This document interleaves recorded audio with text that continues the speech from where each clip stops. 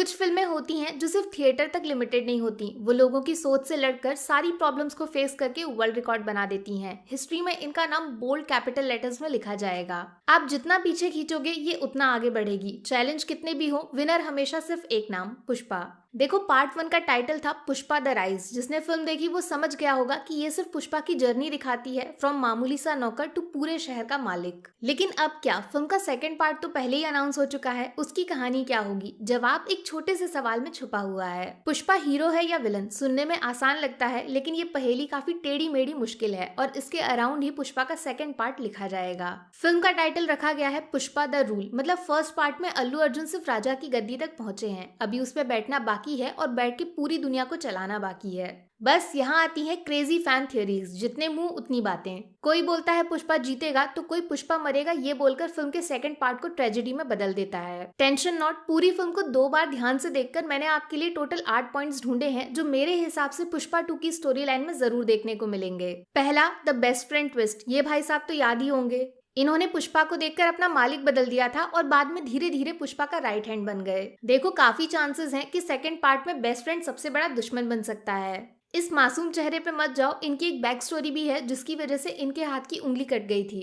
अब हाथ की उंगली मजाक में तो कटी नहीं होगी। ये बंदा कोई सीक्रेट एजेंट हो सकता है या फिर साइलेंट असासिन, जिसका काम है पुष्पा को सही मौका मिलते ही हमेशा के लिए फिनिश करना। किसके इशारे पे वो अभी पता नहीं। बस यहीं से निकलता है दूसरा और सबसे इंटरेस्टिंग पॉइंट जो पुष्पा की कहानी को लिटरली हिला के रख सकता है। The dark secret. Pushpa is not gangster, he is बाप ऑफ गैंगस्टर, पुलिस वाला। यस, चांसेस है कि पुष्पा अंडरकवर ऑपरेशन में ड्यूटी कर रहे हैं और इनका टारगेट है सैंडलवुड स्मगलिंग गैंग को जड़ से खत्म करना। वो कैसे होगा? सबसे बेस्ट उनमें से एक बनने का नाटक कर लो। पहले श्रीनू और कोंडा रेड्डी को एक दूसरे से अलग करवाया, बाद में दोनों गैंग के इंपॉर्टेंट मेंबर्स को जान से भी मरवा दिया। धीरे धीरे स्मगलर्स की गिनती 0 हो जाएगी। ये इसलिए भी काफी पॉसिबल है क्योंकि पुष्पा खुद इन लोगों से मिलता है, वो भी अचानक से, कोई पास्ट कनेक्शन नहीं, कुछ नहीं। और स्मगलिंग का माल पुलिस से बचा के एक शहर से दूसरे शहर ले जाने के चालाक तरीके खुद पुलिस से ज्यादा बढ़िया और कौन जानता होगा। मतलब दाल में कुछ तो काला है मेरे दोस्त। तीसरा, द जापान कनेक्शन। फिल्म की शुरुआत में एक एनिमेशन प्ले होता है जिसमें पुष्पा की कहानी रिवर्स में सुनाई जाती है। ये कहानी की शुरुआत नहीं, क्लाइमैक्स है। एग्जैक्ट डायलॉग ये था, याद आया कुछ?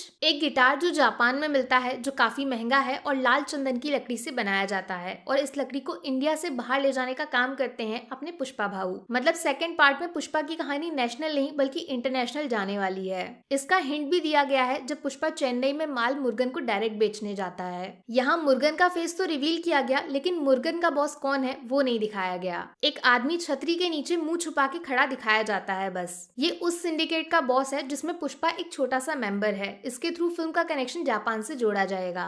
चौथा, the death of Srivalli. Pushpa की लाइफ में 2 लोग सबसे ज्यादा मैटर करते हैं, पहली उसकी माँ तो दूसरी उसकी लव लाइफ क्वीन श्रीवल्ली, जिसके लिए पुष्पा ने खुद अपनी लाइफ को रिस्क में डाल दिया था रेड्डी ब्रदर से पंगा लेके। लेकिन वो सिर्फ एक छोटी सी झलक थी। अगर कहानी को सच में फ्लावर से फायर बनना है तो श्रीवल्ली का मरना जरूरी है, और ये होगा भी, जिसकी वजह से पुष्पा खुद अपने सिंडिकेट के खिलाफ खड़ा हो जाएगा।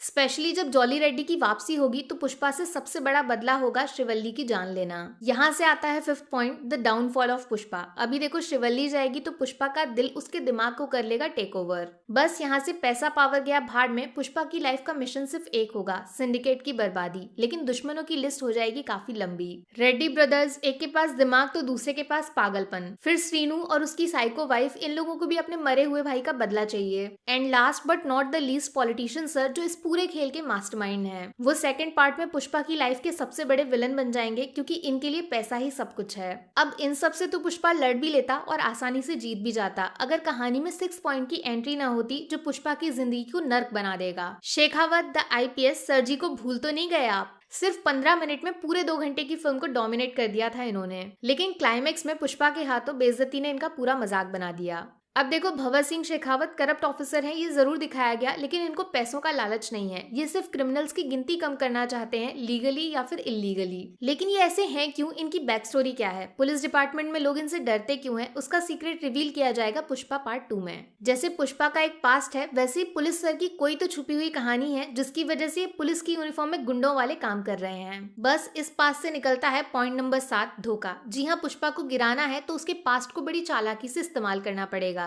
पुष्पा के रिलेटिव्स, इनका कैरेक्टर एकदम नेगेटिव शेड में दिखाया गया है फिल्म में, लेकिन इनका प्रेजेंस सबसे ज्यादा मैटर भी करता है बचपन से पुष्पा की लाइफ में। बस यहाँ चलेगा शेखावत सर का दिमाग, जो पुष्पा के रिलेटिव्स के साथ एक अनयूजुअल बॉन्ड बना सकते हैं। दुश्मन का दुश्मन दोस्त होता है, बस वही वाला। चांसेस है कि पुष्पा की माँ को इमोशनली ब्लैकमेल करके दूसरी फैमिली वाले लोग पुष्पा के क्लोज आने का नाटक करेंगे और सही वक्त आने पे इंस्पेक्टर सर के इशारे पे पुष्पा को धोखा दिया जाएगा, जिसमें उसकी मदर को सेक्रीफाइस देना पड़ सकता है और यहाँ से पुष्पा हो जाएगा एकदम अकेला, श्रीवल्ली और मम्मी दोनों खत्म। बस यहाँ शुरुआत होगी फाइनली पॉइंट नंबर 8 की, पुष्पा द रिवेंज। फिल्म का सबसे मशहूर डायलॉग है झुकेगा नहीं। पार्ट 2 के क्लाइमेक्स में पुष्पा के पास होंगे 2 क्लियर ऑप्शंस। पहला, पुलिस एंड दुश्मन के सामने सरेंडर, चुपचाप क्राइम की दुनिया छोड़कर जेल के पीछे चले जाओ, जान तो बच जाएगी, या फिर फेस ऑफ, खतरनाक वाला डू और डाई टाइप का। लेकिन सबसे बड़ा रिस्क ये कि सामने सारे दुश्मन बन जाएंगे दोस्त और पुष्पा भैया एकदम अकेले। इनके तो दोस्त भी दुश्मन बन सकते हैं। Pushpa versus police plus power plus politics, इसका एंड रिजल्ट क्या होगा उसका आइडिया हमें दिया गया था